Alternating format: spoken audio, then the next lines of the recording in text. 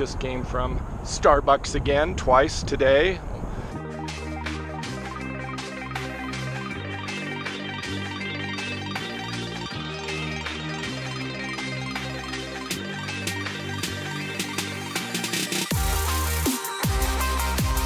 Good morning. I'm in Farmington, New Mexico today, making great progress going back towards Austin, Texas.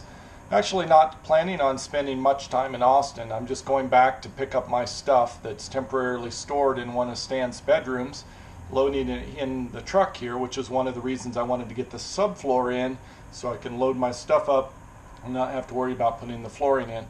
After that, I'll probably be heading out of Austin after just 1 or 2 days, just because temperatures are getting sort of high up there.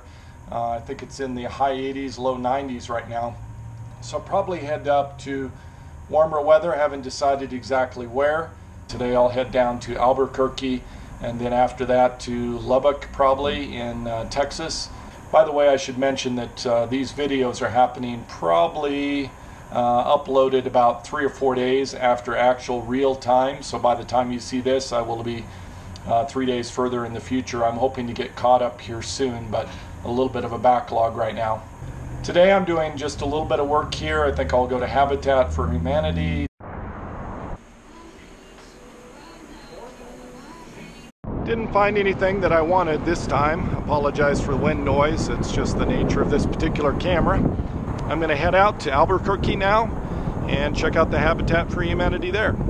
I realized while I was editing this that in the previous episode I indicated that I solved the voltage problem in Cortez. However, it was actually the following day, as you can see in this episode, that I discovered that the loose connection was on the ground wire to the kill switch near the battery. So anyway, this is where I actually solved that issue, and it wasn't in the previous episode. I decided to check the negative terminal, the ground for my battery setup here, and I noticed that one of the connectors was loose, and I was monkeying with it, and now I have no power inside. Fortunately, I'm right in front of the Farmington truck and auto parts place here. So they're loaning me some tools. I'm going to tighten that back up, hopefully get things going again.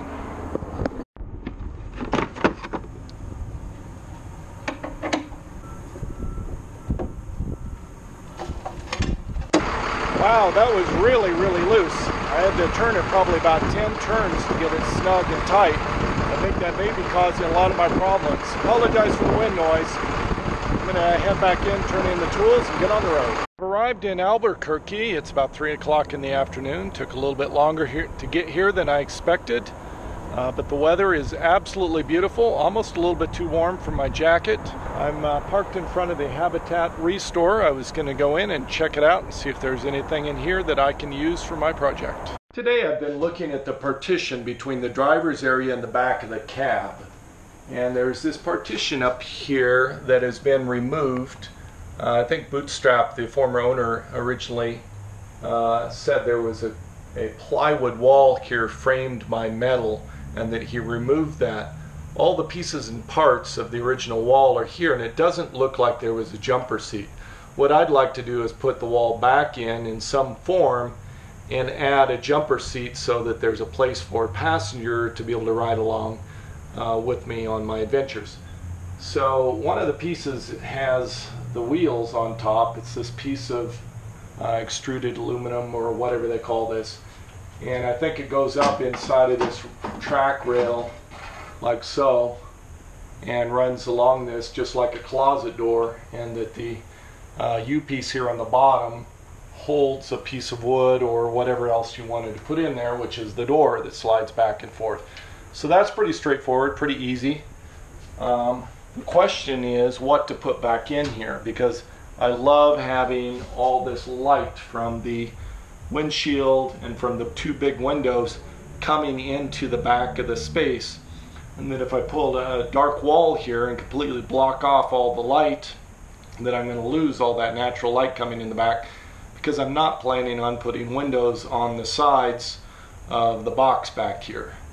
So I want to figure out a way to get as much natural light from the front as possible, but block the acoustic sound from the back to the front. Also make the front cab space smaller for heating while driving, and possibly cooling if necessary. Maybe I'll add an AC unit on the dash at some point if I can find one in a salvage yard. And also I want to be able to have this as a blackout space in case I want to have it dark back here, take a nap, sleep, something like that, so that there's just privacy, so I don't have to worry about anybody peeking into the back of the vehicle. So there's a number of things that I want to do with this, and I haven't really come up with a great idea.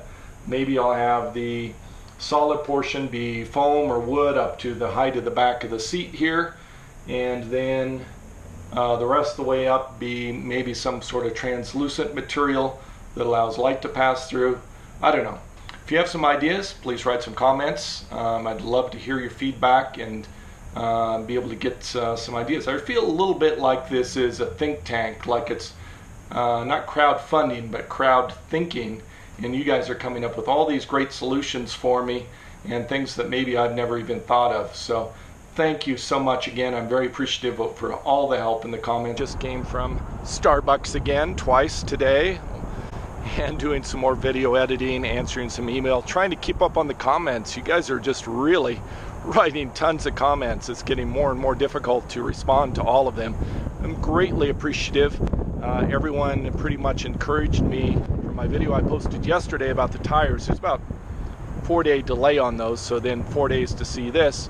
So it's like 8 days in between, but you encouraged me to get some tires replaced.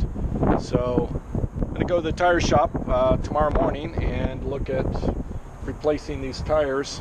I think some of them are newer and some of them are older, so I'll probably at least replace the older ones. Possibly the newer ones, just have to have them looked at and inspected, figure out the years on all of them. But I greatly appreciate the concerns for my safety, and I'm going to follow all of the great advice that I'm receiving in the comments area. Thank you so much. That's all I have for this episode. Savor the moment. See you next episode.